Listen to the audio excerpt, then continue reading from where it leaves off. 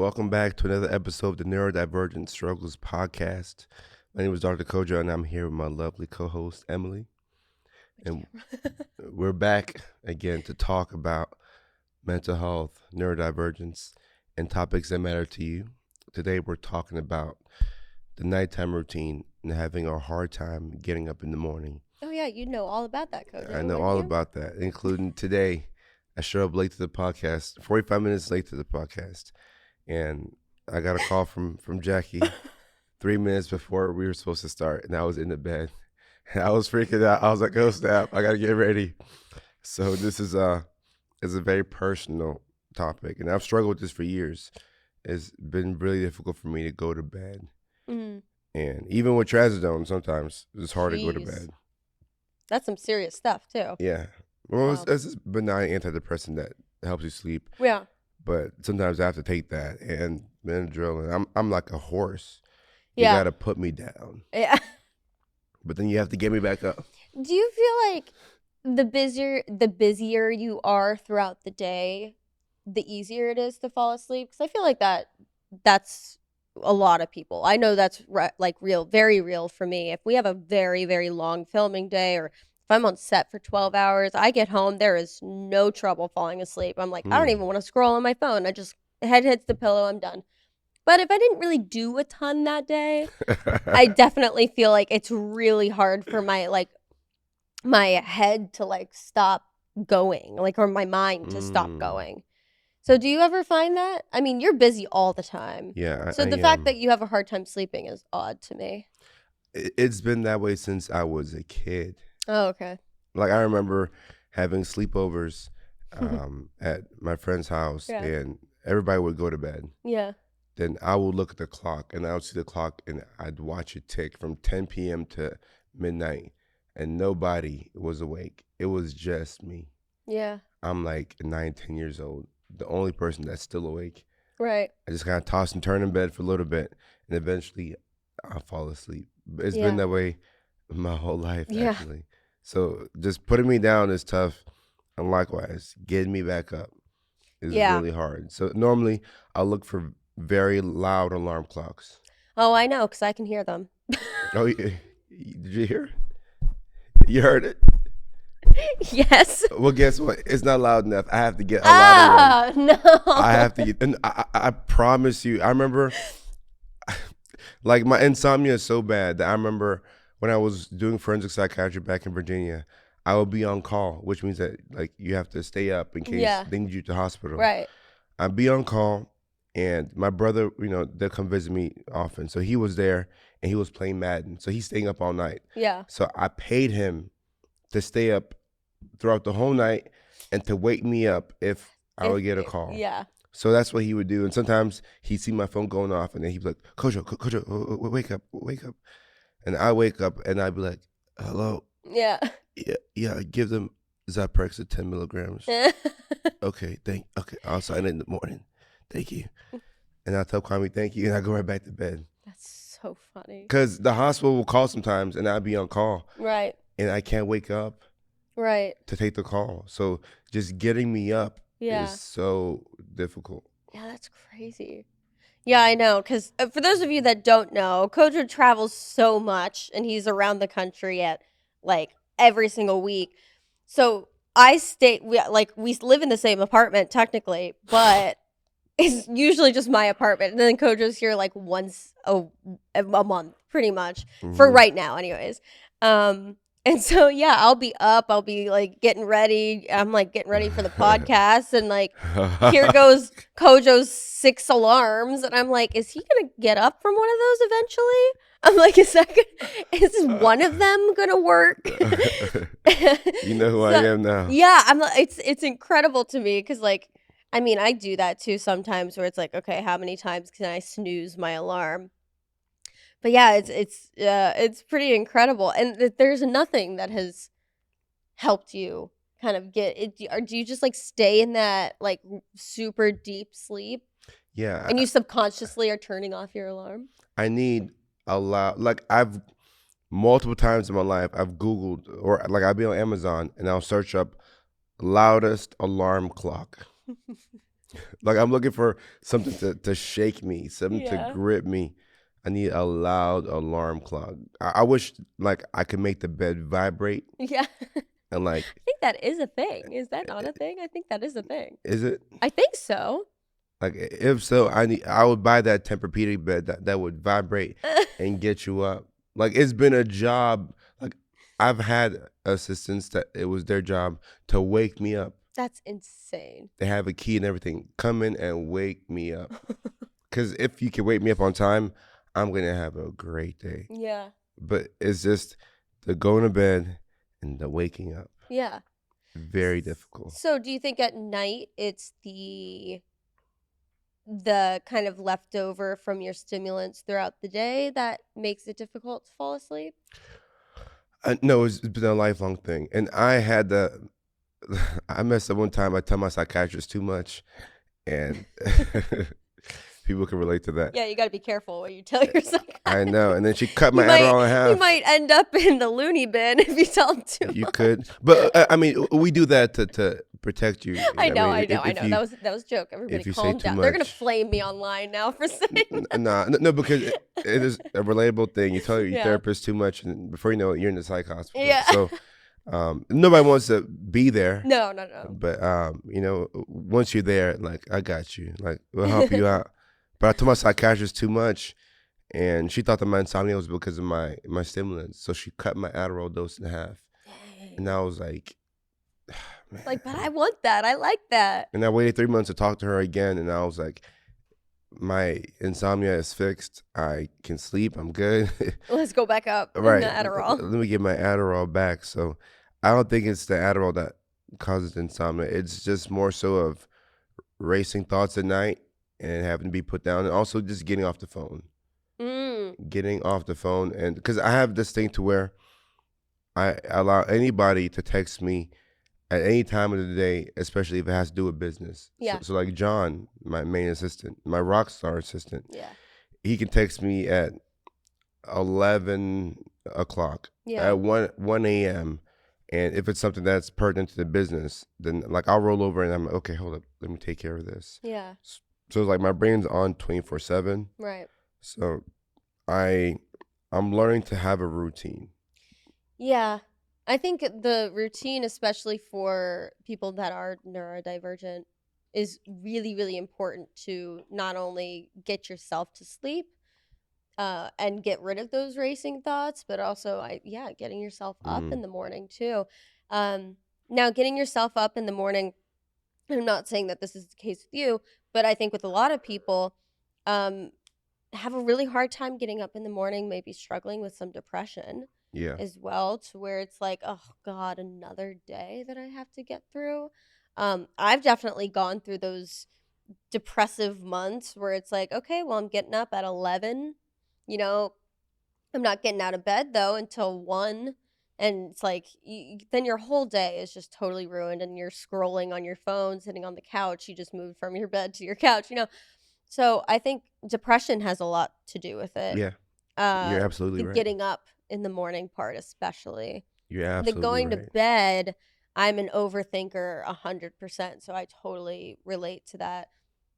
Do you think the overthinking, I mean, for me, my diagnosis that I have ADHD and autism. And so for me, the overthinking, do you think that leans more ADHD, or do you think that leans more autism? So it can come from both, but I believe that it's more so the ADHD. That makes sense. The ADHD, you're going to be in your head. You're going to be thinking about things that you haven't done and Okay, blaming yeah. yourself for not being as productive as you thought you should have been that day. And then you're thinking about tomorrow, the things that you have to get done tomorrow, but you're behind on the things Yeah. that you couldn't get done today. And the ADHD is at war with the autism, because the autism wants you to go to bed at a certain time every day and wake up at a certain time and keep a routine. But the ADHD is like tugging at the autism, Right. trying to fight it. Right. So I think that's more so the ADHD, and having the autism is actually a benefit. And I've heard people describe autism as a parent to the ADHD. It kind of keeps the ADHD in check, That's so interesting. because ADHD wants to be everywhere Yeah. and do everything Yeah. and be all over the place. Right. And autism is like, all right, Let's Let's bring it rein on. it in. Let's rein Bring it it in. in. Let's bring it back home. Let's take care of this and fall asleep at this time. Let's get up at this time. And we are depressed in the morning, but let's still get up and take a shower and do what we have to do. And then Yeah. maybe with a routine, we'll feel better. Yeah.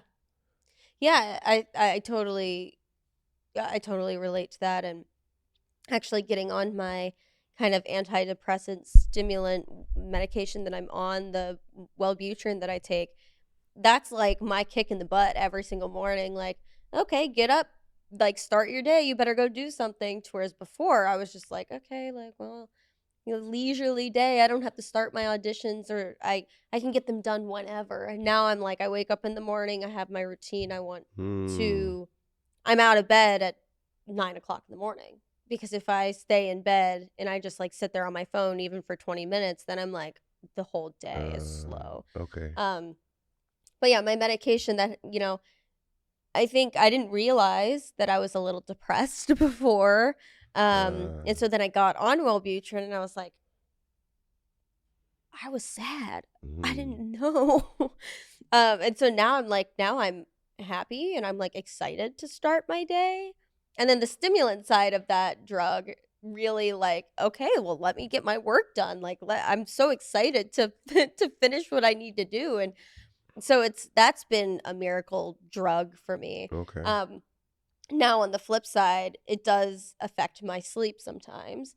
But Mm, again, if I really just make myself as busy as possible during the day, my brain's like, all right, time for bed. It's like 11:30. I'm like, okay, falling mm, asleep on the couch. Like, I'm like, my boyfriend and I are trying to watch a movie at night, and like clockwork, he'll like look over and he's like, there she goes. it's She's gone. out. She's not even paying attention to the movie. She's Mm. asleep already. Um, How locked into your routine are you on days where you have things to do versus days where you don't have things to do? Like, is your routine the same every single day? How much do you deviate? yeah, I mean, so I think I've talked about this before, but my routine for when I'm not on set pretty much is the same every single day. No matter if I have auditions or if I don't have auditions or if I have other things planned, it's always okay, get up, make yourself a coffee, take your dog on a walk, make sure she's fed and ready to go, um and then go to the gym and do what you need to do physically to like start your day like that, and then do all the other stuff, do the audition, get ready, do the auditions, and then if I'm done with the auditions and I'm like, okay, well, what else can I do? Can I prep things for tomorrow? I picked up piano a couple of months ago, so I'm like, okay, Yeah, well, I've seen you play that. yeah, I'm like, let me like sit down and play the piano, which I have very quickly fallen in love with. And or I'm like, okay, well, let me let myself play some Call of Duty, because that to me is better Mhm. than just scrolling on your phone for a couple of hours. Yeah, I agree. Um, and then let me go bake something, and in between all of this, I'm cooking meals. And so when I'm offset, it's the same routine. And then when I'm on set, I have a completely different routine, but then it stays the same for every day that I'm on set. Does that make sense? Yeah, it So I have does. like two separate routines, one for not on set, the other for on set.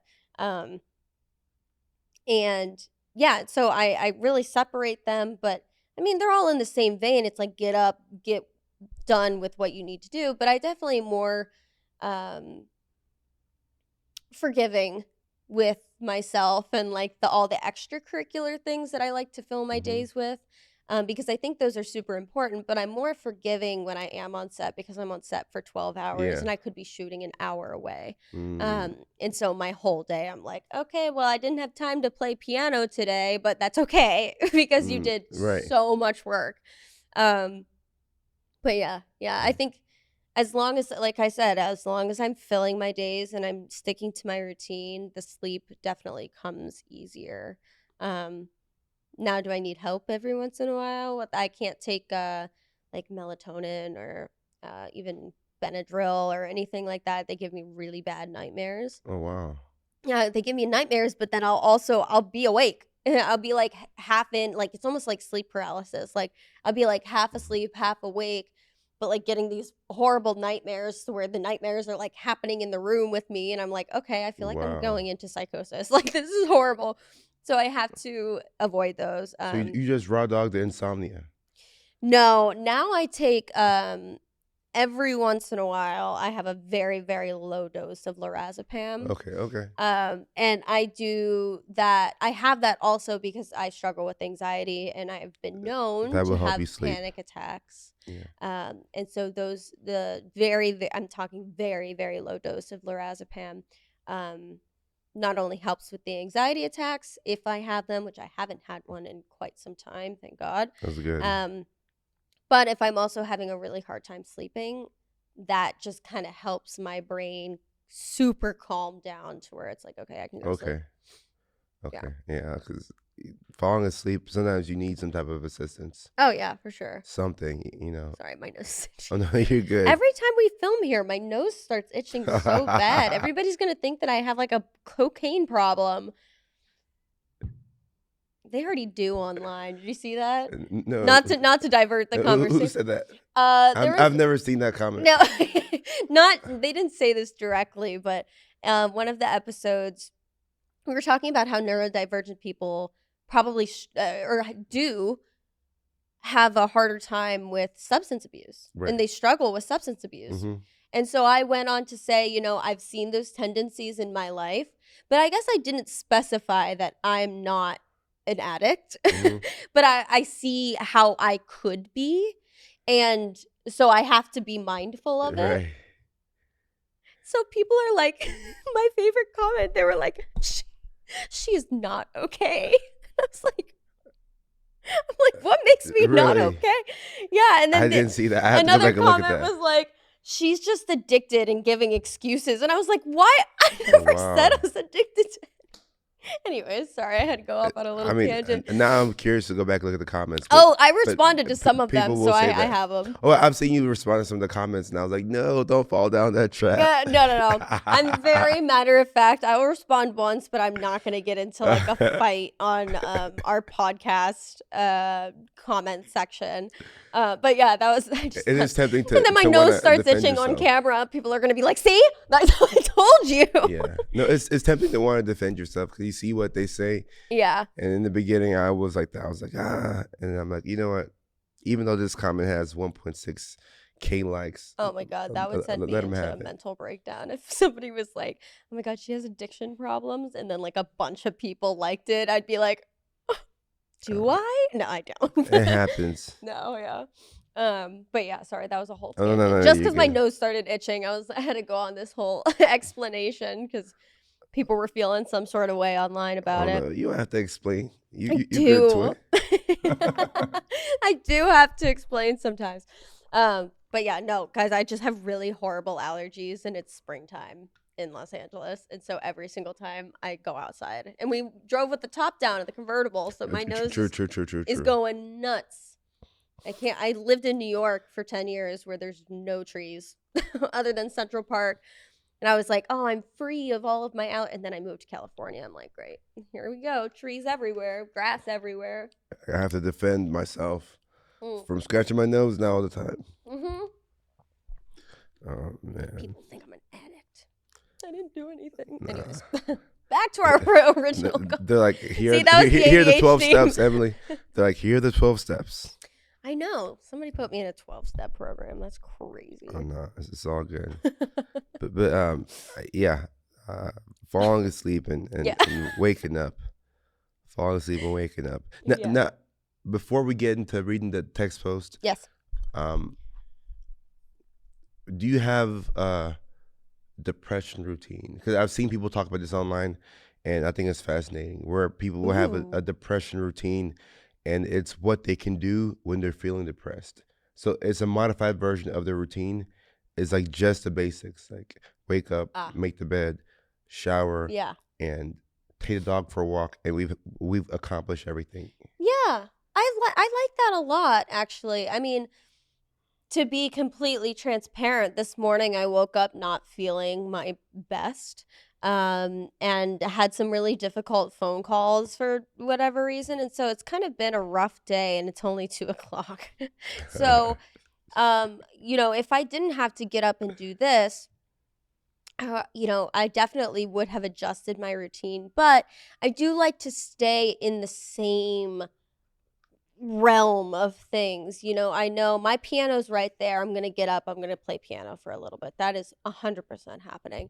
I'm going to take my dog on a walk always, because dogs do not care if you're depressed or not. And if you don't take care of them, that's abuse. And so always take my dog on a walk. But will I allow myself to maybe scroll, like doom scroll a little bit, maybe, watch some YouTube or something? For sure. But if I'm not feeling that way, I definitely try to avoid the doom scrolling and the YouTube and getting caught in all that, because I think that just the constant, especially TikTok, it's Yeah. 4-second videos and you just Mhm. keep scrolling, and it's keeps your brain just excited and awake. Yeah. Yeah. And that goes back into not being able to sleep at night. TikTok before bed is the worst thing you could possibly Yeah. do. Especially if you're going through a hard time. Yeah. If you're going through a very difficult time, you should not be scrolling late at Yeah. night on the phone. Because if you're scrolling TikTok and you're going through a hard time, then you're going to naturally watch the videos where they're talking about being depressed or, Yeah. I mean, if you're going through a very difficult time, just keep going. Yeah. And then you watch those videos. Before you know it, you're getting sad video after sad Right, video after right. sad video. And you're just going further into that hole. You got to Yeah. get off the internet. Yeah. Get off the internet. Go try to read a book or something and just kind of calm your mind down. Do you read books? I do. Okay. I love reading. The actual book? Yeah. Oh, Yeah. okay. I don't like the what, Jackie? Yeah, what else is there? I mean, oh, you have a Kindle? audiobooks. Oh, no, not Yeah. audiobooks, no. No, I love a good physical book. Okay. And Okay. especially, so I used to read a ton, and then I took a little break from it for a couple of months here in LA. I used to read a ton in New York, and then still read a decent amount, and then took a little break, and then I got on my Wellbutrin, which is really helping with my ADHD symptoms, and now I can actually sit down and read a book again. Okay. Wow. And so yeah, I love a good book read, and I love sitting on the patio just with my feet up, and I always try every day to read a chapter. Okay. And just that's part of my routine. I think it's just, I was laughing to myself because I think it's so funny how as adults we have to learn how to read again. Yeah. You would read books. Well, you're supposed to read books in high school. Right. But I always found shortcuts. I would Spark Notes. Oh, Spark Notes, yeah. The book, this is before AI. Yeah. And I remember one time I Spark Noted a book and I plagiarized a paper and the teacher put 64. I never forget the grade. 64 and F on my paper. And he Oof. put it in big red letters. So people across me could see that I failed. And then he circled the part where I had plagiarized it. And he put Spark Notes in big red letters. Oh my God. And then I had to go back and actually read the book and write the paper. Yeah. But without being forced to do that as an adult, it's been so much harder to read a physical book. Yeah. So I've written 2 books. I know. And it's still hard I was for me just about to say that. I'm read books.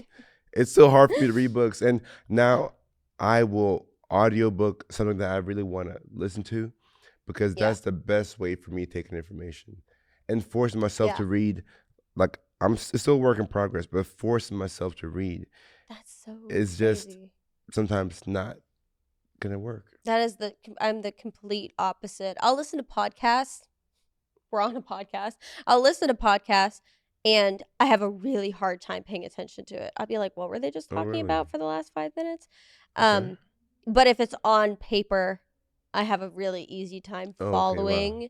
and continuing. And that's why people are are the like, oh, opposite you have a then. really good memory.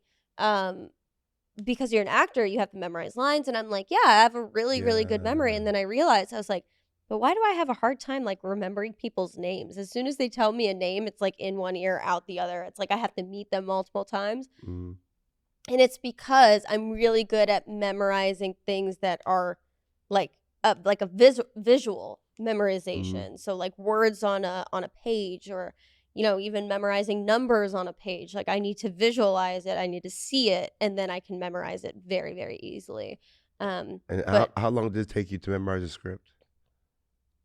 oh gosh, I mean, like if we're talking like the full length of a movie, it really depends. It's like, how big is your role? How many lines you have? Is it a line heavy movie? But I would say on average, I could probably memorize an entire script in like an hour and a half. What the hell? Yeah. What? Yeah. Hour and a half? I have this weird I You have a photographic memory? well, okay, so I have to be very careful saying that because I don't want people to Wow. think like, "Oh, look at this number," and like memorize this like Wow. 10-digit number like within 2 seconds. It's not like that. My photographic memory works as follows. I am performing a scene. Say I go up on a line or I forget a line. I go into my brain. I could see the page in my brain. I can see Mm. where the next line is on the page, and I can see the line. Oh, you Yeah. don't attach it to emotion? I mean, but Mm. it's like sometimes you get so sucked into the scene that like the lines go out the window. You're like, Uh, or your brain just goes on autopilot. You're like, this is the next line. This is the next line. Whatever. Um, but sometimes there are two parts of the exact same scene that exert the same emotion, mm. and so you're like, oh, Okay. okay, I feel It this gets way, but confusing. like, is it that line or is it this line? You don't know where you are, so it's like I literally can in my brain see the page, see where on the page the line is, or even the line before, and be like, ah, there it is. I can like Mm. see it, or at least the start. If it's a long line, I can at least see the start of the line, and usually that just helps Mm. you flow into what it should be.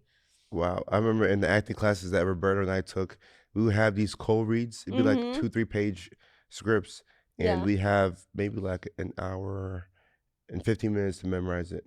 So Yeah. a 2, 3 page script, you can memorize that in 10, 15 minutes. Yeah. 10 minutes Oh, probably. wow. Yeah. Again, it Okay. depends on how long are the lines monologues, or is it like Mm. big chunks of Okay. Yeah. text? Yeah. Yeah. Yeah. Those are obviously harder, but like if it's good writing and the writing really flows and it's like back and forth is very natural, I can do that in 5 minutes. So if you were having to perform a cold read, you wouldn't need the script. Probably not, no.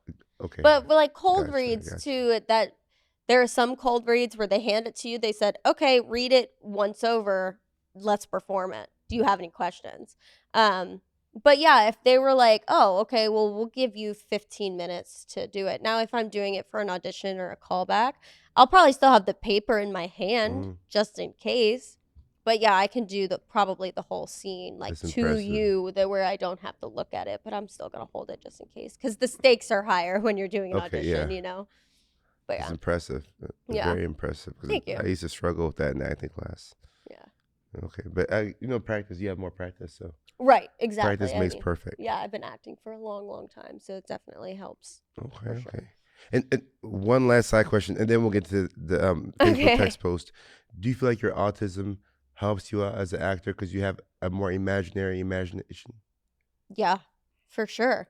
I think I feel the feelings a lot harder too. So Uh, I feel the emotions of the scene mm, a lot mm. harder, um, or a lot more. And so I definitely think that helps. But I think a lot of like that's how everybody has their autism. Because people with autism have their thing. Mm-hmm. Mine is memorization. That's just Okay. So like there are people that are like um autistic people that are like human calculators. They Yeah. can do like crazy math equations in their head and give you the number in like 0.2 seconds. My thing is memorization. And Yeah, so I for figured. sure that helps me out a lot. Okay. Yeah, Okay. I was just curious about that. for Okay. sure. Sorry, No, guys. you're good. It's so bad. You're good. You're not an addict. Nobody is Not, I thinking that. promise.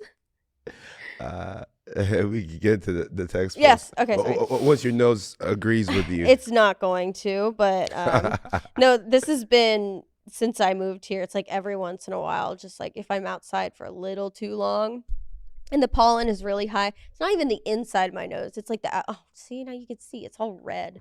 But it's like the outside skin of my nose that gets really itchy, which is so odd. But anyway, you're good to it. Okay.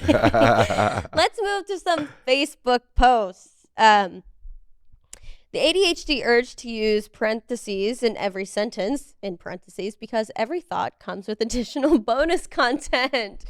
Yes. You do that a lot? I do that a lot, yes. And you feel like, is that necessary to help somebody really understand what you're trying to say? Yeah. It's like giving like some background to what you say. And it's like, you can totally, in one sentence, being like, I'm hungry because I didn't eat this morning. Mm-hmm. But you can also say, I'm hungry, period, in parentheses. I didn't have breakfast, close parentheses. That just like feels a little nicer to me. I don't know why. And it helps us with the explanation of things, I think.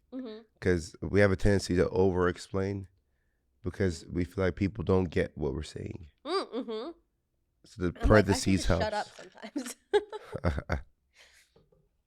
But yeah, totally. Okay. I relate to that. Okay. Let's get to the second one. Yeah. We'll read quite a few of these because people really like it when we do. Yeah. Doctors. ADHD medication is addictive. That's why it's so restricted and controlled. Most people with ADHD, I forgot to take my meds again. Laugh my ass off. Yeah, that was me this morning.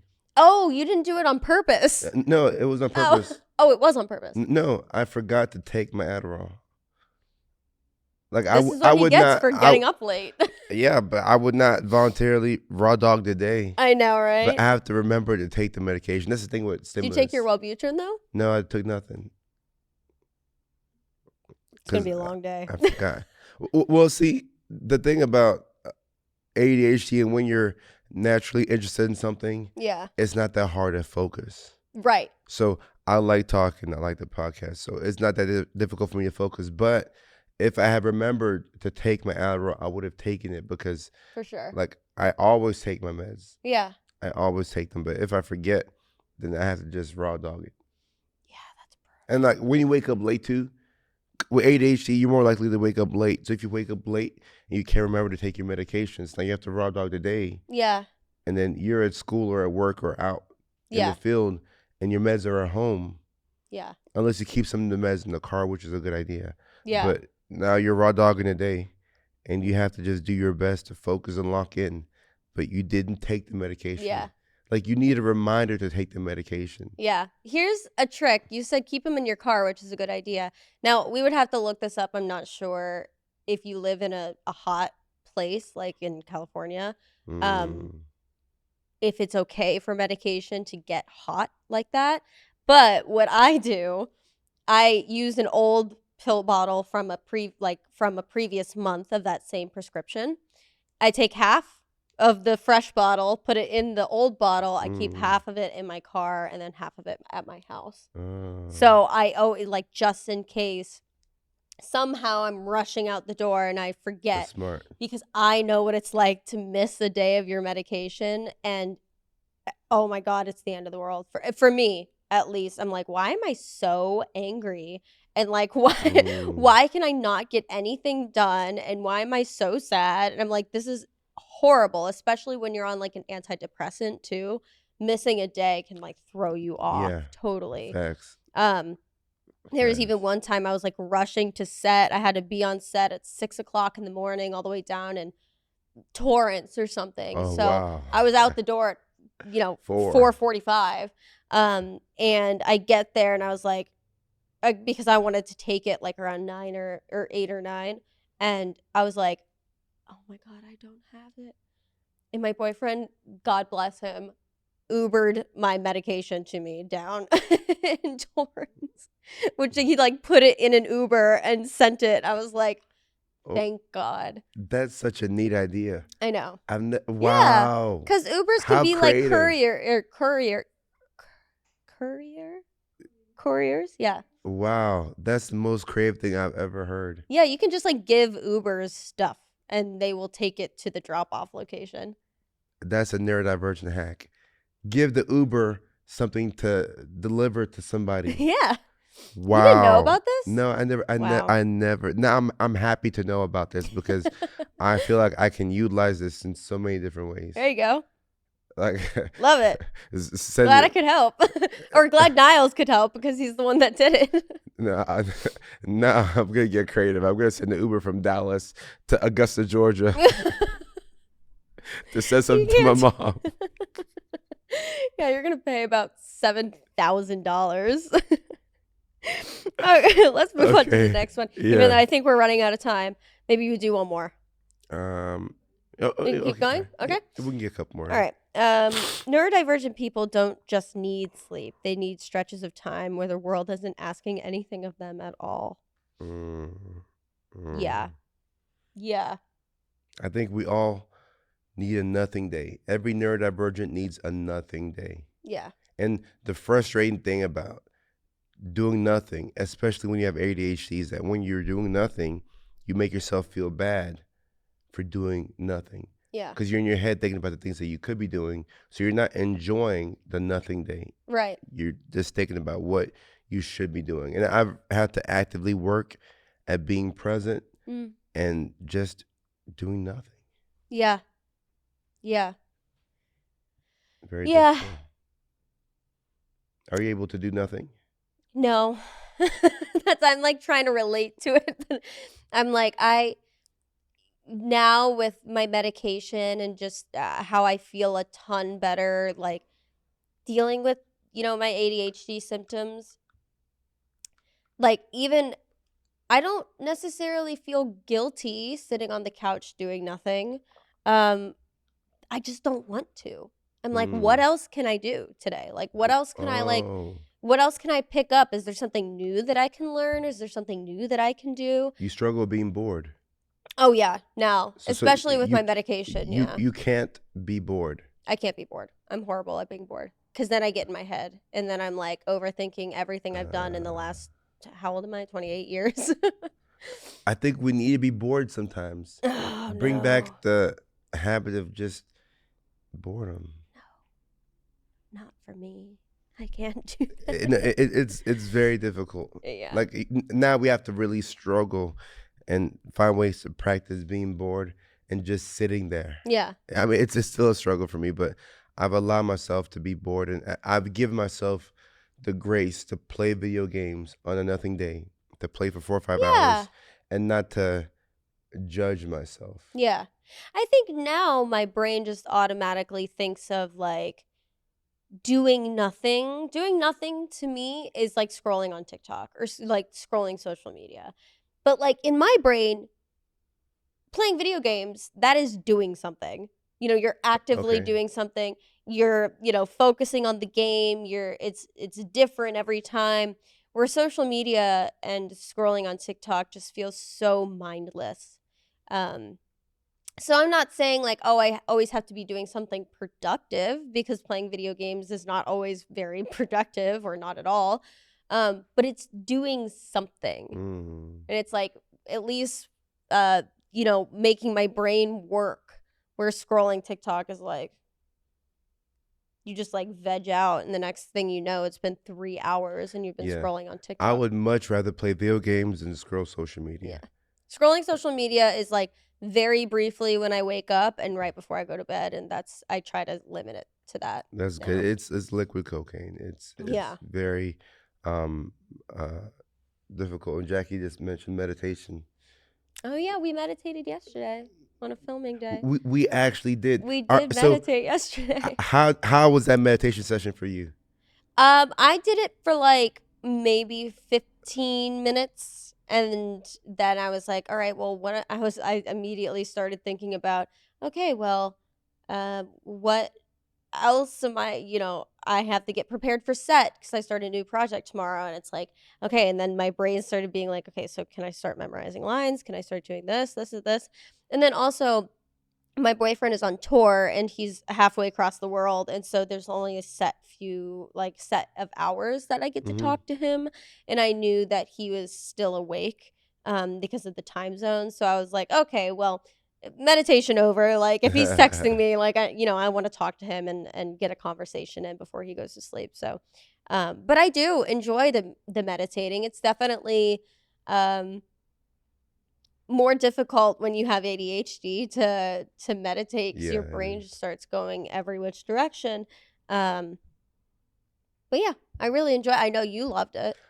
It was amazing. Like I meditated for 30 minutes. Yeah, it was 30 minutes and straight. He was out there. or actually Jack said it was 40 minutes. So I meditated for 40 Nice. minutes, and I gave myself the pleasure of laying down outside in the sun, thinking about the fact that I'm alive Mm, and that I'm grateful to be alive and that my people are alive yeah. and I'm doing what I love Yeah. and that it's okay. Like I kept telling myself it's okay. And I was thinking about the videos that we had to get done, Yeah. and I was like, Kojo, it's okay. Like we're gonna do as many as I think we need to get done, but it's okay. Yeah. You're okay, and you're gonna be okay regardless of if you don't make another video or if you make 10 more. Right. So allowing myself to just be all right in the moment Yeah. was very calming, and then it gave me the motivation to do what I had to do. Mm-hmm. So I love meditating. Now it's hard to start it. That's the thing about ADHD. Starting Yeah. the task is so hard, but I love meditating, and I will do it again today. And I'll just maybe go outside and look at the trees and the leaves Yeah. and laugh to myself. And I get some really good jokes Yeah. that come to me when I just sit there and I just think. And like if you look at me meditating, it'll be comical because I'll just be sitting there quiet for like 3 minutes, and I'll bust out laughing hysterically because I think of something funny. Aw, I love that. And I can't write it down in my phone because Right. you have to sit there with your thoughts. Yeah. Let them come to you, and you might lose a good thought. Yeah. But if you lose a good thought, it's like, okay, it's all good. Yeah. Yeah. It's okay. Yeah. It's always okay. It's always okay. It's always Everything's okay. gonna be okay. Yeah. I love Mhm. that. Shall we do one more? One Okay, more. yeah, let's Okay. do one more. The neurodivergent urge to screenshot and bookmark everything out of fear of losing a good idea, then never looking at it again because the archive itself becomes overwhelming. Yeah. Yeah. Yeah, I have a lot of screenshots. Probably north of 5,000. That makes me anxious. See? That makes me It's a anxious. lot. That's like overwhelming But to me. the iPhone, the new update, it'll let you screenshot something, and then you can send that thing to somebody as a text message or as an airdrop, and then it doesn't save to your phone. And I really like that. Kojo, that's been a thing. Oh, really? No, it's not. Yeah. No, that's a new thing. No. Like, okay, so maybe it was like last year or something. You screenshot it, you can send it to somebody, and then you just hit the X and it doesn't save to your phone. Right. Yeah. That came out when? Like a year and a half ago. Oh, I did not know that. But I just picked up on that feature now. Isn't it great? I love it because now I don't have to keep the screenshot. Because sometimes I want Yeah. to screenshot and send it to somebody. Right. And it just saves to my phone. Like it used to save to your phone. Now you have Right. all these screenshots. Right. Yeah. Oh, I didn't know that it's an old feature. Yeah. I appreciate that feature. Maybe I got it later. Maybe, Oh, you got it. Just you. I mean, I don't know. Maybe they're giving black people Oh, different iPhones that we get the features later. You know, that's not fair. no comment on that. Okay. They're like, here, Tyrell, we're going to give you this feature late because you're black. Tyrell. Yeah. Tyrell or Tyrone? Tyrell. That's right. Oh, God. Okay. I think that's a great time to end this. Yeah. That's a great way to end the podcast. This has been a really good episode. Yeah. And we appreciate your attention. Thank you so much Yes. for rocking with us. And we'll see you all on the next one. We'll see you on the next one. All right.